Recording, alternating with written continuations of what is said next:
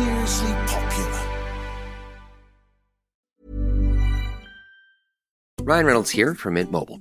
I don't know if you knew this, but anyone can get the same premium wireless for $15 a month plan that I've been enjoying. It's not just for celebrities. So do like I did and have one of your assistants switch you to Mint Mobile today. I'm told it's super easy to do at mintmobile.com/switch. Upfront payment of $45 for 3-month plan, equivalent to $15 per month required. New subscribers only. Renew for 12 months to lock in savings. Taxes and fees extra. Additional restrictions apply. See full terms at mintmobile.com. Ryan Reynolds here from Mint Mobile. You know, it's hard to believe that inflation is still a thing, but boy, it sure is. And that's exactly why Mint Mobile still gives you premium wireless for just $15 a month. Well, it's also because we have that offer printed on, like, 1 million t-shirts, but it's mostly the inflation thing. So give it a try at mintmobile.com/switch. Upfront payment of $45 for 3 months required. New subscribers only. Renew for 12 months to lock in savings. Additional taxes, fees, and restrictions apply. See mintmobile.com. Hi, it's Caroline here, and before we begin today's episode, I just wanted to let you know a couple of things about what's going to be happening on the podcast over the next couple of weeks. As you'll have heard from our new trailer, we're about to begin coverage of the trial of Constance Martin and Mark Gordon, which begins later this week. But if you've been listening for a while, you'll know that the sentencing for boy X and girl Y for the murder of Brianna Jai is taking place next Friday. So Liz and I will, of course, be covering that sentencing. And I've got a new colleague called Jack Hardy who's joining me for the new trial. So this is whatever the podcast equivalent of Do Not Adjust Your Set announcement is. So basically, for the next couple of weeks, we're going to be bringing you the coverage of Constance Martin and Mark Gordon, while also making sure we'll bring you all the coverage of the sentencing of Girl X and Boy Y. And of course, at that sentencing, they are also going to be named. Now, we've got a really busy 2024 planned, and thank you as ever for listening. Your incredible support really does mean a lot. Now, on with today's episode. A boy and a girl, both aged 16, have been found guilty of the murder of a trans teenager in Cheshire. 16-year-old Brianna was stabbed with a hunting knife 28 times in her head, neck, chest and back in Linear Park. The jury took just 4 hours and 40 minutes before it came back a few minutes ago and found both the defendants guilty. The girl who killed Brianna was fascinated by her. The boy referred to her as it.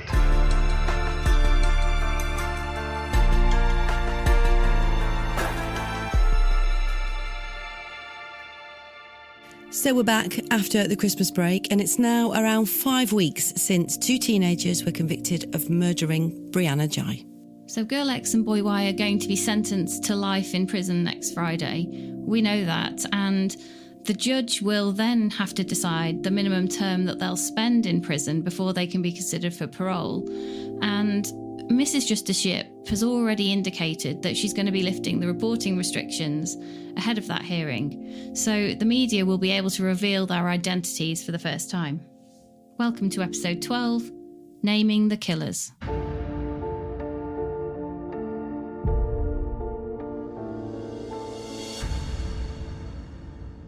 So today, what we're going to do is just a recap on what happened before Christmas at the end of this trial, and we're going to bring you an interview with a barrister who's going to walk us through just the decision that Justice Yip had to make and what she had to weigh in the balance about whether she was going to name these 2 defendants or not.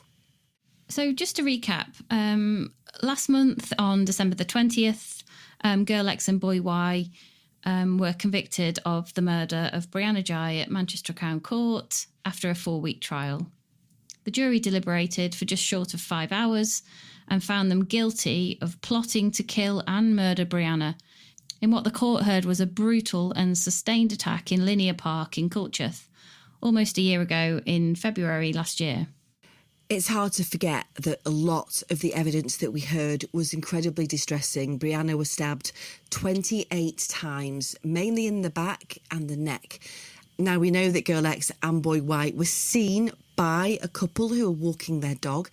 Now, they were arrested the following day, and what they tried to do was they tried to blame each other. But the evidence against them was pretty overwhelming, not just the eyewitness evidence, but crucially the forensic evidence and the messages that they exchanged between them. There was lots and lots of messages which formed a key element to the case that they sent to each other on Snapchat and WhatsApp. And they revealed really that Girl X had this, what the police called thirst for murder. She'd got an obsession with watching murder and torture on the dark web. You remember she'd written those notes about serial killers, and she'd sent Boy Y that note that was shown to the jury that detailed exactly how she wanted to kill Brianna. Yeah, so that led to the afternoon of February the 11th last year when they lured Brianna to the park on the pretense that she would take drugs with them, and then they killed her in broad daylight in quite a busy dog walking area. Now, we know that the jury rejected Boy Y's claims that it was Girl X who stabbed Brianna to death when he was going for a wee behind a tree in the park. And that was because they'd heard that Brianna's blood was found all over his ski jacket and his trainers, and it was also on the hunting knife that police later found in his wardrobe. Now, we know that there was little forensic evidence that put Girl X with that knife in her hand that day. There was no blood found on her clothes, but the jury decided from what they'd heard and what they'd seen that she was just as culpable as Boy Y. Yeah, so the judge has already decided, Caroline, that these two, Girl X and Boy Y, will be named and their identities revealed for the first time to the public when the sentencing hearing takes place. Now, that's not a decision she will have taken lightly, but it is fairly common in serious cases like this one for child defendants to be named. What usually happens when children are convicted of any crime is that they're automatically given anonymity. But once they have been found guilty, the media, and in this case we know it was ITV, can apply to have the restrictions lifted. Now, the starting point is always for open justice and transparency. So the idea is that the media should be able to report fully and frankly all serious crimes, even if they involve children. So we know that while that is the starting point, the defence can object to their clients being named, particularly children being named in these cases, and they did. In this case, the defence for both Girl X and Boy Y did raise objections to either of them being named. But also we know in this case that social services, the youth offending teams and psychologists who have been looking after Girl X and Boy Y all also opposed them being identified. Now, we've subsequently seen the judgment from Mrs. Justice Yip, so we know a few details about what happened here and we know what was said. And what we know in terms of what was said is that they all said they felt it would be detrimental to Girl X and Boy Y's rehabilitation. And they talked about concerns around their mental health. We know, as we heard in court and we brought to you during the podcast, that both struggle with autism to varying degrees. We know that measures were put in place for them during the trial to be able to cope with the trial process, like fidget toys and being in different rooms and having curtains around them when they gave evidence. They were all put in place to enable them to participate in the trial. But all of these agencies said to Mrs. Justice Yip that they felt naming these two would put them at risk in custody and put their wider families at risk in the community. And we do know, Liz, don't we, that Girl X's family have received death threats and had their windows smashed. But the defence can object, and then it's up to them the onus is up to them to justify why they should just stay in place. Yeah, so effectively, Liz, she was saying that they're going to be named in 18 months anyway, in any event, because that's automatic. The minute they turn 18, they will be named, and she felt that would just start the sort of media merry-go-round and a sort of storm all over again, and not naming them now simply delays that process. But, you know, as we said, and Mrs. Justice Yip has done these applications before where she's ruled differently. Lifting these restrictions is not a foregone conclusion, and every single case is different. There have been cases in recent times where judges have decided not to name children who've killed or committed really serious offences, and Mrs. Justice Yip herself presided over one such case a couple of years ago. And in that case, it was a 14-year-old boy who had killed Ava White in Liverpool. And again, Mrs. Justice Yip weighed up the decision of whether to name that particular boy or not. And she decided in that case that she wouldn't name him. So what we wanted to do today was just speak to somebody who can talk us through a little bit more around how these decisions are made and the sorts of balance that has to be struck. So we spoke to Chloe Ashling. Now, she's a barrister based in Birmingham. She covers trials both for the defence and for prosecution all over the country. And she walked us through just how these decisions are made and how they're really not easy decisions for judges to come to.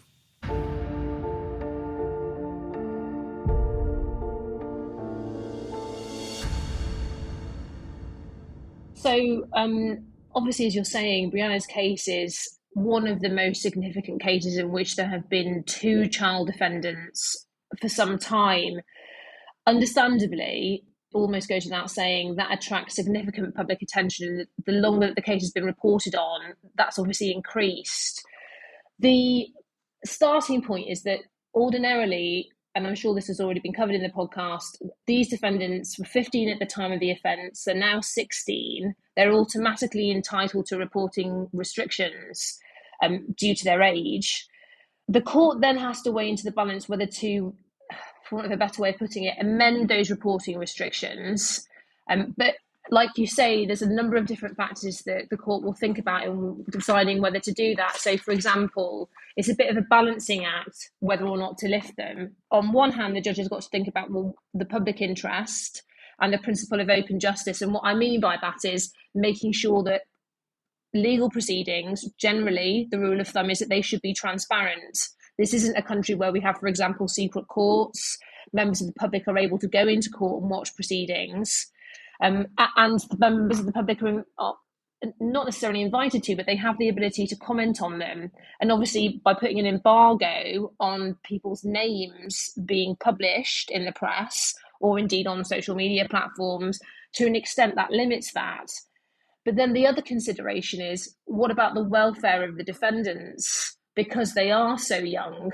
And when arriving at that decision, as we know from Mrs. Justice Yip's decision, and as you say, she's an extremely experienced judge, she's had to think about all those different things in coming to her final determination, which is ultimately that, as you say, these two defendants' names will be in the public domain once they have been sentenced. So I suppose in the case of child defendants, if you're defending, you're thinking about what are the long-term effects going to be on my client. A particular consideration in the case of a child defendant is rehabilitation.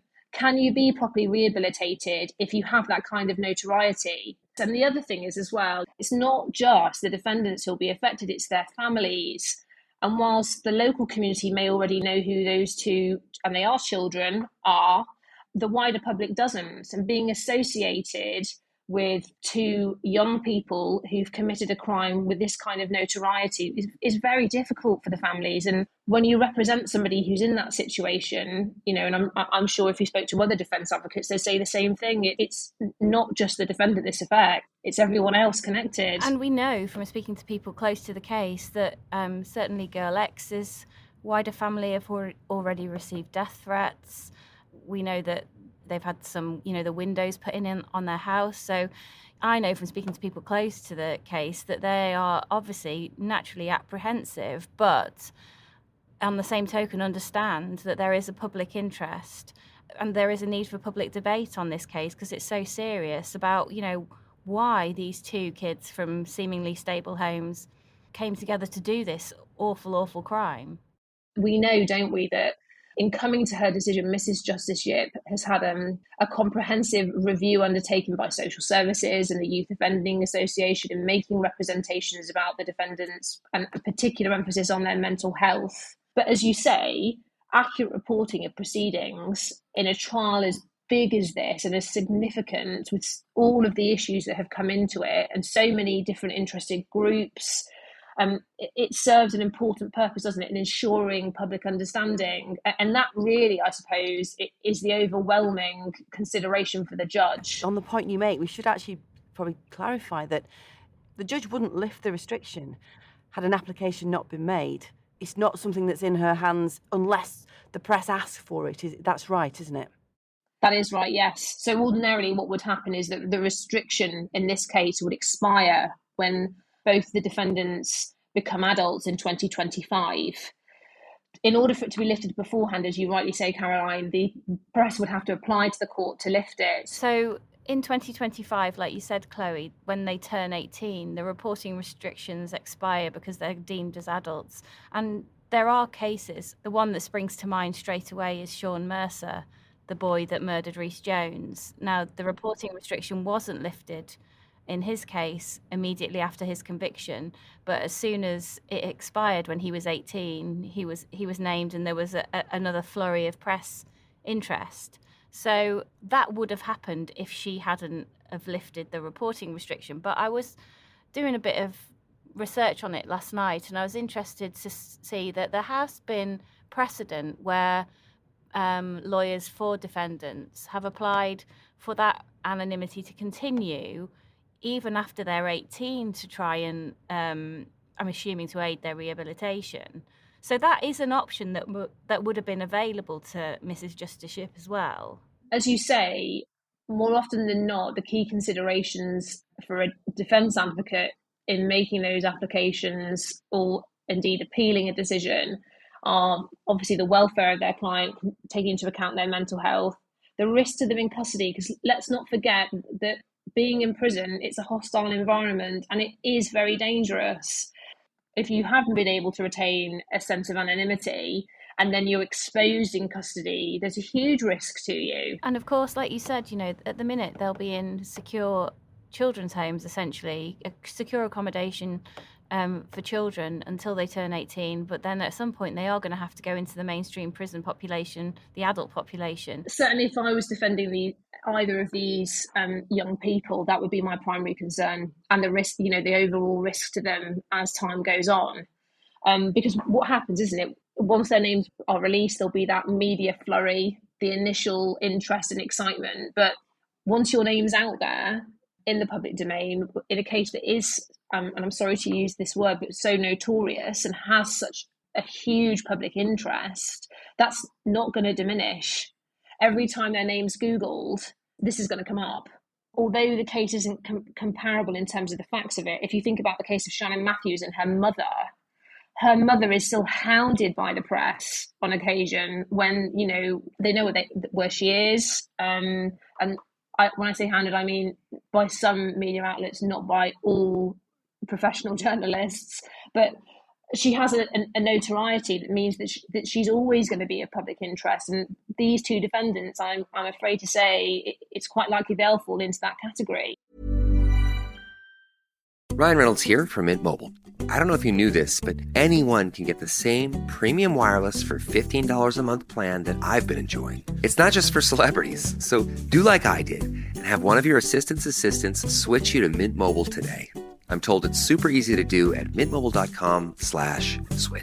Upfront payment of $45 for 3-month plan, equivalent to $15 per month required. New subscribers only. Renew for 12 months to lock in savings. Taxes and fees extra. Additional restrictions apply. See full terms at mintmobile.com. How weird does it feel to be called someone's fiancé? The first time you hear it, you do a double take. From there, let's enjoy this moment turns into we're planning a fall wedding. That's where Zola comes in. From a venue and vendor discovery tool that matches you with your dream team, to save the dates, websites, and an easy-to-use registry, Zola has everything you need to plan your wedding in one place. Start planning at Zola.com. That's ZOLA.com.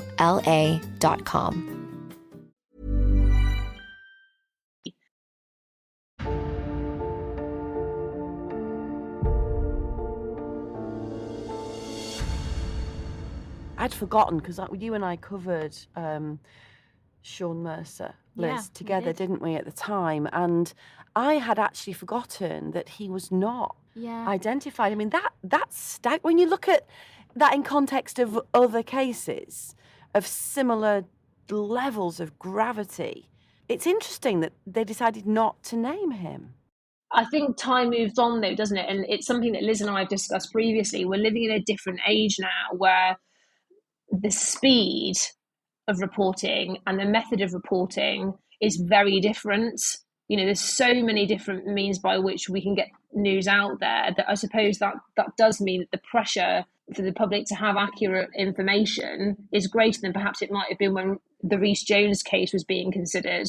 Yeah, I agree. It's the kind of 24/7 nature of news and the, and the internet, essentially. You know, these two defendants, their names will be forever etched. You know, they'll be out there in the ether on the internet forever now. Is that a consideration, Chloe, though, that the fact that these two names, they are out there? So is it a consideration that it's just easier now to know who people are than it was back then? Because the other thing you can say as well about time changing, actually, is that the way that the trial was run for Venables Thompson would never happen now. You know, we do know a lot more now. The system knows a lot more now about how you deal with children to enable them to participate in the justice process. And that's what the other thing Mrs. Justice Yip was so conscious of, was putting things in place to enable these two defendants to understand and be part of a process, rather than in the case of Venables and Thompson, you know, where they were sitting on cushions just so they could actually see over the dock. I mean, it seems incredible now, that, doesn't it? Yeah, so in the way, it's changed in one way, that you're saying you're more likely to name maybe because the internet, but on another way, you'd never see a trial like we saw for Venables and Thompson now, because the understanding of children's ability to participate in the process is far greater. And the kind of instances where, you know, both the defendants were allowed fidget toys in the dock. He was doing Sudoku on occasion. You know, she didn't make them come to court every single day. They were allowed to view the proceedings from over video link from where they were being held. You know, she put special measures in for when Girl X gave her evidence. She had a curtain round her so just the jury could see her to avoid distractions. You know, he obviously gave his evidence in an annex, you know, typing his evidence because he has this problem with mutism. So all these things that she put in place, you know, are a million miles away from the way Venables and Thompson were tried. Yeah, I mean, just to give some context, obviously at the time at which Thompson and Venables were tried, they were effectively, as you both rightly say, tried as adults. And if you speak to anybody who had any involvement with that trial, or even just read about it, and there are a wealth of texts about that case, as you say, they were sat on cushions. They couldn't even reach the benches in court, which often are slightly raised properly to be able to see what was going on. For us now, it sounds slightly horrifying. And there was this watershed moment when the Youth Justice and Criminal Evidence Act came into force that said, look, and I'm watering this down, obviously for the purposes of the podcast, that children need to be able to participate in proceedings fully and effectively. In this case, there have been substantial variations to the ordinary court process as we understand it, what we call special measures, to enable both these defendants who have a range of vulnerabilities, including this selective mutism and other concentration difficulties because of their age, that have meant that they have been able to, as you say, sit there with a fidget toy, perhaps not be present for every single element of the trial, having that curtain around the female defendant when she was giving her evidence. But all of those considerations by the judge, and I appreciate to some people who are listening, this might sound like, oh, well, we're being slightly soft with young people who are on trial. Is there really a necessity for that? There is, because if somebody is completely uncomfortable, it's almost an obvious point, they can't give their evidence well, they can't participate properly, they can't give their lawyers proper instructions. There was a very significant case in which the very now sadly deceased Isabella Forshaw King's Counsel was involved in which the court reiterated all of these different considerations that a judge must have regard to, and prosecution and defence counsel, obviously, at a trial, to try to make sure that young people can properly participate in proceedings. Yes, well, that's important, isn't it? Because from the victims' perspective and their families, the worst thing that could happen is this trial runs for whatever duration, which is a long and arduous process for everyone, but particularly the family sitting there listening to this terrible stuff. And then a judgment comes out that it wasn't fair and we have to start all over again. That doesn't help anyone. So you can understand those considerations. Absolutely. The last thing, I mean, as you've said, I prosecute and I defend. The last thing anybody wants is for you to find a point to appeal and, go before the Court of Appeal. The Court of Appeal gives you leave to appeal the conviction and the whole process starts again. And the judge in this case was obviously mindful of Brianna's family when she was making all these measures for the defendants, and pointedly, spoke to them in the public gallery a few times and said, just to explain to them and said, while I am making these allowances for them, please don't think that I haven't got you at the forefront of my mind. Yeah, protecting the integrity of the process is, the fundamental consideration for any judge presiding over such an important case. I think judges are very good at explaining the process quite directly to a victim's family now, and being really clear about what it is that they're doing, why they're doing it, and making sure that they understand their thoughts and feelings are also a key consideration in coming to a decision. Chloe, I know you are sitting in chambers at the moment. You're about to go back into court for a trial that's ongoing that you're dealing with. I think you're prosecuting in that one. So thank you so much for joining us. Thank you for your time and your expertise. No, thank you so much for having me. It's been a pleasure. So that's it for today. We'll be back for that sentencing hearing when it happens. In the meantime, you can follow us on X at The Trial Podcast and contact us, thetrial@mailmetromedia.co.uk. You can send us a comment on Spotify or even send us a voice note on WhatsApp on 07796 657 512. Start your message with the word trial.